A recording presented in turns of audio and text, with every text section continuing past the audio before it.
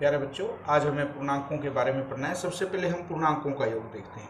पूर्णांक हमारे पास क्या थे? जो भी ऋणात्मक संख्याएं थी, शून्य और धनात्मक संख्याएं। यदि हम -3 और -5 का योग देखें तो वो -8 होता है। एक हम ऋणात्मक लेते हैं और एक हम धनात्मक लें तो ये -2 हुआ हमारे पास। दोनों ही हम धनात्मक यानी जमा की संख्याएं लें तो वो हमारे पास 11 हुआ। ये भी हमारा पूर्णांक है,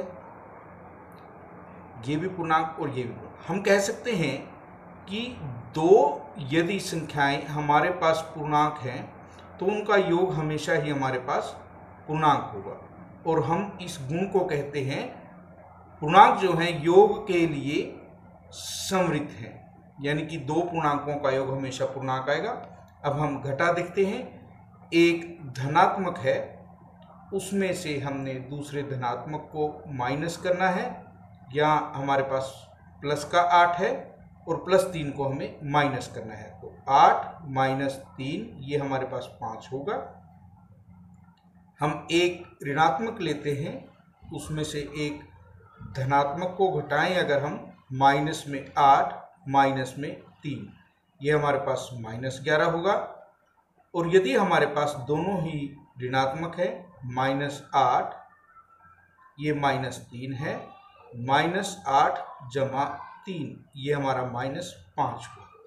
ये भी हमारे पास पूर्णांक है, यहाँ भी पूर्णांक है और यहाँ भी पूर्णांक है। हम कह सकते हैं कि दो संख्याएं हैं, उनका जो अंतर हम करेंगे वो भी हमें क्या प्राप्त होगा? वो हमेशा ही पूर्णांक प्राप्त होगा। हम कहेंगे कि पूर्णांक जो है वो व्यवकलन या घटा के लिए समृद्ध है। क्रम विनियमितता से हमारा क्या मतलब है? जो पूर्णांक हैं यदि हम उनका क्रम बदल दें तो देखिए -3 + 2 उनका उत्तर हमारा हमेशा ही क्या आएगा? -1 आएगा। योग के लिए ये क्रम विनिमेय है। गुणन के लिए भी 2 × -5 या -5 × 2 यदि हम करें तो वो बराबर आएगा, क्योंकि ये -10 होता है और ये भी -10 होता है। तो इसी प्रकार सहचर्य नियम क्या है?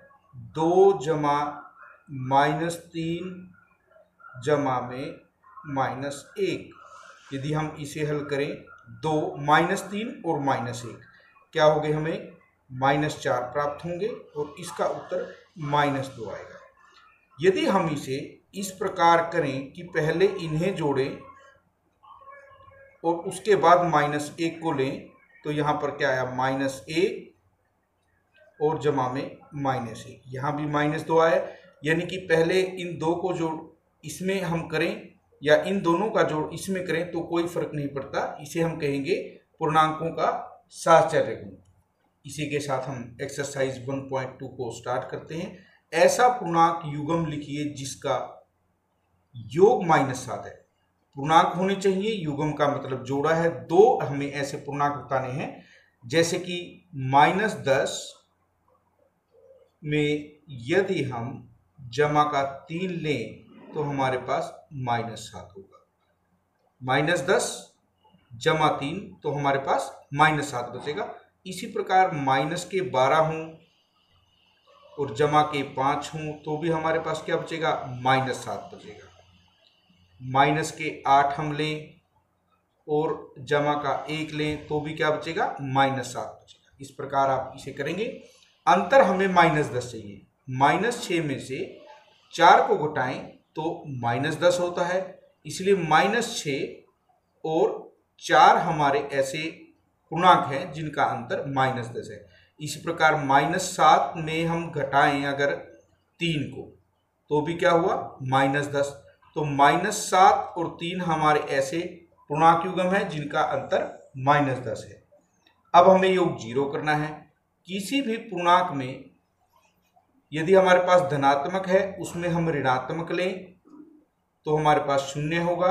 यदि ऋणात्मक है तो हमें उसमें धनात्मक लेना है तो भी 0, यानी उस पूर्णांक का जो भी हम चिन्ह ले रहे हैं उससे उल्टे चिन्ह को यदि हम उसमें जोड़ेंगे तो हमारे पास शून्य प्राप्त होगा।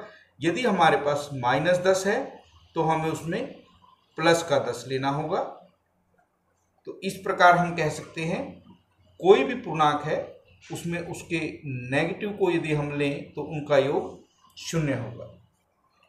अब हमें दिया है एक ऐसा ऋणात्मक पूर्णांक युग्म जिसका अंतर 8 है।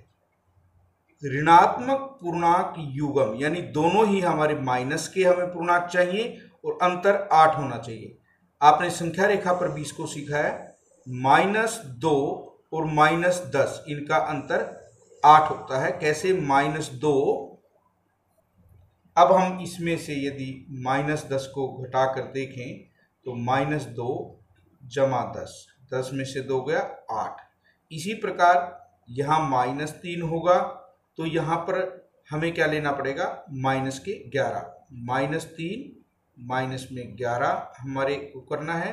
तो -3 + 11, 11 में से 3 गया 8। तो हमारे ऐसे पूर्णांक युग्म -2 और -10, -3 ले तो -11, इस प्रकार आप ले सकते हैं।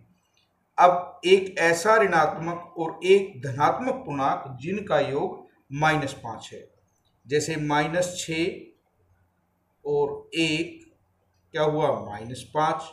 ये माइनस का और ये प्लस का, हमारे पास जो योग है वो माइनस का बचेगा, इसलिए बड़ा जो हम लेंगे पूर्णांक वो किसका लेना पड़ेगा? हमें माइनस का। जैसे यहाँ पर -8 लेंगे तो जमा का 3 लेना होगा, क्या बचेगा? -5। माइनस के 20 ले लिए तो हमें जमा के कितने चाहिए? 15 चाहिए, क्या बचेगा? -5। तो हमें बड़े अंक का निशान माइनस लेना है और इनमें क्या अंतर होना चाहिए? 5 अंतर होना चाहिए, हमारे पास माइनस का बचेगा। उसके पास हमारे पास देखिए उसके बाद है एक ऋणात्मक पूर्णांक और एक धनात्मक पूर्णांक जिनका अंतर -3 है। हमारे पास -3 बनना चाहिए। -1 में से हम माइनस की बजाय, अब देखिए एक ऋणात्मक और एक धनात्मक है, इसे धनात्मक लेंगे, जब हम इसे माइनस करेंगे तो निशान बदल जाएगा, ये हमारे पास -3 होगा। तो आप इस प्रकार इन पूर्णांक युग्मों के बारे में करेंगे। आज के लिए इतना ही।